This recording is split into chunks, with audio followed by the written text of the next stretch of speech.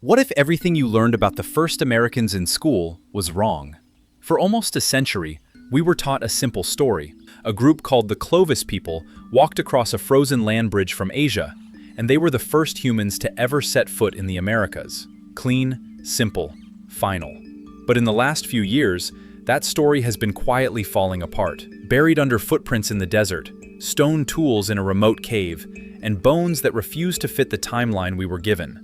The real story of how humans reached this continent is stranger, older, and far more uncertain than anyone admitted. For most of the 20th century, the Clovis first theory ruled American archaeology. It was named after sharp, leaf-shaped spear points found near Clovis, New Mexico in the 1930s. Scientists dated the people who made these tools to around 13,000 years ago. The story went like this. During the last ice age, sea levels dropped low enough to expose a land bridge between Siberia and Alaska, called Beringia. Hunters followed herds of mammoths and other large game across that bridge, then funneled south through a narrow, ice-free corridor between two massive glaciers. For decades, this was treated less like a theory and more like settled fact. Textbooks taught it. Museums displayed it. Anyone who challenged it risked their academic career. Then the cracks started to show. In the 1970s, archaeologists excavating a site called Monte Verde in southern Chile found something that shouldn't have existed. A campsite with wooden structures, food remains, and tools that predated Clovis by over 1,000 years. If humans were already living at the southern tip of South America before Clovis hunters supposedly even crossed into Alaska, the entire timeline made no sense. The discovery triggered furious debate. Some scientists rejected the dates outright. Others quietly began to wonder what else we might be getting wrong. The biggest blow to the old story came from an unlikely place, a dried-up lake bed in New Mexico, inside what is now White Sands National Park. Researchers found a long trail of human footprints pressed into ancient mud, layered between beds of seeds that could be radiocarbon dated. The results were staggering. The footprints were between 21,000 and 23,000 years old.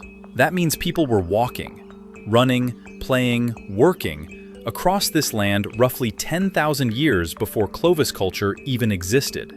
At the time these prints were made, scientists believed massive ice sheets had completely sealed off any path into North America. The footprints suggested otherwise. Someone was already here.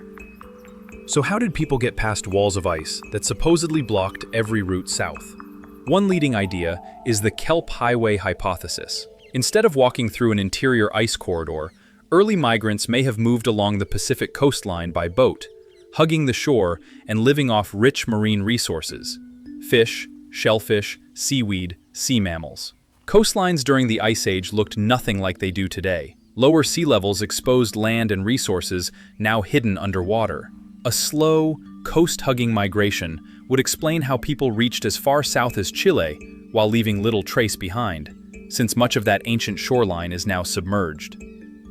Further evidence pushes the timeline back even more. In a remote, high-altitude site called Chiquihuite Cave in northern Mexico, researchers uncovered nearly 2,000 stone tools. Their analysis suggested human activity dating back as far as 30,000 years, 15,000 years earlier than the old Clovis timeline allowed. The location itself is striking, a harsh, oxygen-thin cave more than 2.5 kilometers above sea level in mountainous terrain. If accurate, it means small groups of humans may have been testing, surviving, and sometimes vanishing from this continent long before any first successful wave of colonization. Not every claim has held up equally well. A controversial study once suggested broken animal bones in California were evidence of human activity as old as 130,000 years, a number so extreme it would rewrite the entire human story in the Americas. Many archaeologists remain deeply skeptical, arguing the bone fractures could have natural causes unrelated to human tools. This is where the field gets messy and honest at the same time. Not every dramatic claim survives scrutiny, and real science means some discoveries get challenged, retested, or rejected. The disagreement itself is part of the story. What unites all of this evidence is a simple, humbling idea. The peopling of the Americas wasn't one clean event. It was likely a series of waves, false starts, dead ends, and quiet survivors. Small groups pushing into an unmapped continent, some leaving descendants, others leaving nothing but a few stone tools and a footprint in dried mud. Genetic studies now suggest the ancestors of the first Americans split from East Asian populations and mingled with North Siberian groups somewhere between 20,000 and 23,000 years ago, long before any land bridge crossing. So why does this debate matter beyond academic circles? Because it strips away the comfortable myth that history is settled.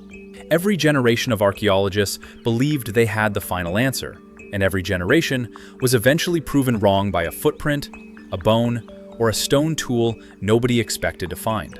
The first Americans didn't leave behind written records. They left behind fragments, and we are still piecing the story together, one discovery at a time. The next footprint in the mud could rewrite everything we think we know, again.